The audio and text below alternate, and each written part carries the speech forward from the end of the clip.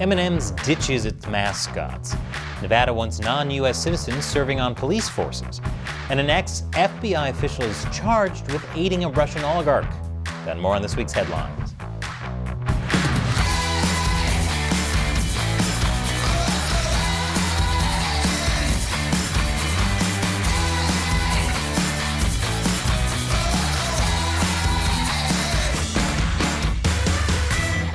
Welcome to America Uncovered. I'm Chris Chappell. Bill Gates has invested millions of dollars in an Australia-based climate technology company looking to create a food supplement that would reduce or eliminate methane emissions in livestock. In layman's terms, they're trying to stop cows from burping, as methane is released when they burp. Methane is a greenhouse gas that traps heat in the atmosphere. Methane is also released when cows fart.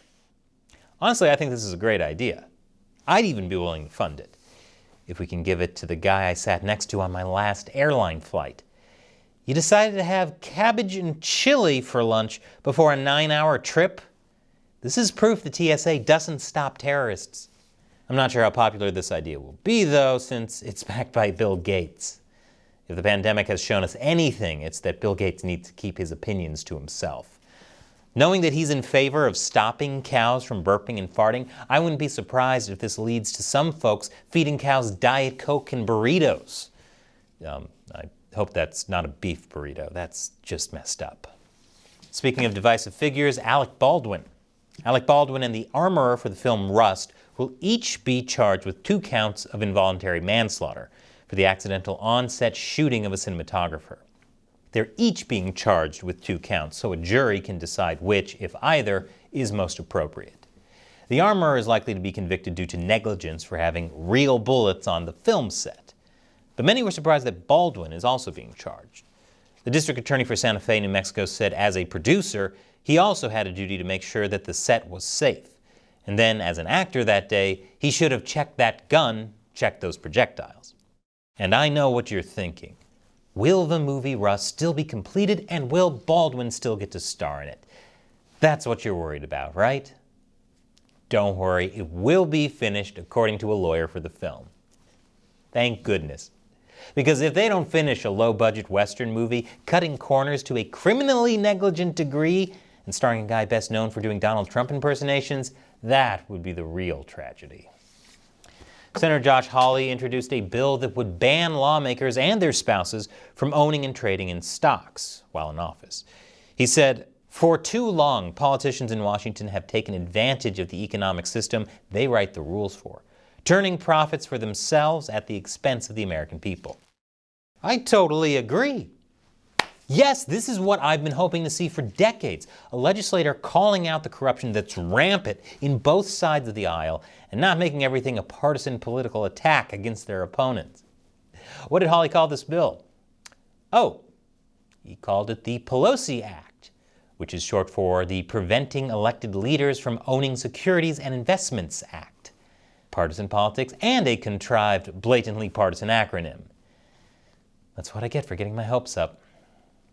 First of all, making this a partisan dig is ridiculous when making a fortune off stock trading is about the only thing that happens in Congress that's bipartisan.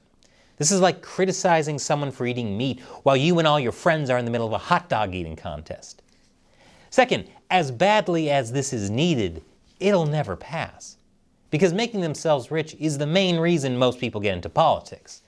This would be like a slug proposing the Let's All Hang Out with Salt Bay Act. Don't think that's going to get much momentum. M&ms has announced they're dropping the talking candies. It's a response to backlash over changing the green M&ms high heels to sneakers, and debate over whether or not a new female purple M&m is obese. Even candies, footwear, and BMI have become too controversial in this overly politicized world. Maya Rudolph will be the new spokesperson for M&ms. The company says they chose her because she's someone America can agree on. Have you met America? I'm sure people will still be upset by this. First of all, because how did you choose her and not M&M? It's so obvious. Second, some will probably say M&M is trying to be woke by making their brand ambassador a woman of color, which is ridiculous because their old mascots were also women of color. More after the break. Welcome back. As I've said on this show, eggs are still super expensive, especially in California. And it's led to people going to extraordinary lengths to try and get them at cheaper prices. U.S. customs officials have seen an increase in attempts to smuggle eggs from Mexico to the United States. Officials have said that most people declare they have the eggs and face no penalties for doing so, assuming they discard them. But many eggs are still being snuck in illegally. Egg prices have become so expensive that some people are now thinking, what can we sneak across the border to make the most money? Drugs? Weapons? Trafficked humans? Nah, you want to make the big bucks, you gotta smuggle huevos rancheros. Forget gold and platinum chains. The new flex for rappers is to show off their egg cartons. 30 counts, son. Speaking of eggs, people prefer not being fertilized. Abortion. While giving a speech at a pro-choice event commemorating the 50th anniversary of Roe v. Wade, Vice President Kamala Harris received criticism for leaving out the right to life while quoting the Declaration of Independence. A promise we made in the Declaration of Independence, that we are each endowed with the right to liberty and the pursuit of happiness. That's shocking that she included liberty. Considering how much she loves locking people up, I'm surprised the rights she read weren't Miranda rights before arresting the entire room. Speaking of folks who lock up people, the police. Nevada has proposed a law that would allow non-citizens that are either green card holders or DACA recipients to serve as police officers. North Las Vegas Director of Government Affairs and Economic Development defended the idea of recruiting non-citizens, saying that's a major pool of potentially qualified candidates that want to serve in the community where they live and who want a better community. But they're prohibited to do so even though legally they have the authority to work in the United States. The backers of this bill insisted that recruits would still be subject to background checks and meeting physical standards. Because if cops are known for anything, it's their active, healthy lifestyle.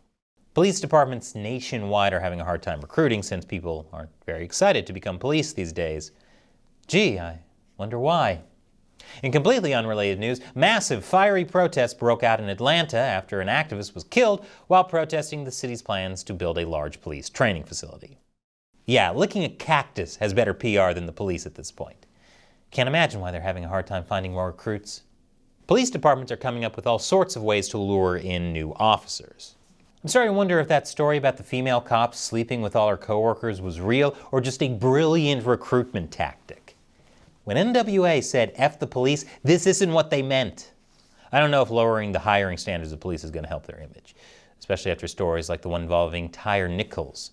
He was a 29-year-old black man who died after a police interaction during a traffic stop where he was allegedly brutally beaten by 5 officers. Many initially assumed this beating was an act of racism, but the 5 police officers, who were all fired due to excessive use of force, turned out to be black as well. So, is that progress? Equality? You know what this really is? It's time for an America Uncovered mental health break. Oh, this makes me feel a lot better. At least until I remember that dogs are also sometimes police, and they also rarely see consequences for their poor behavior. Bad dog. Bad, bad dog. And after the break, more documents are found in Joe Biden's Delaware home. Welcome back.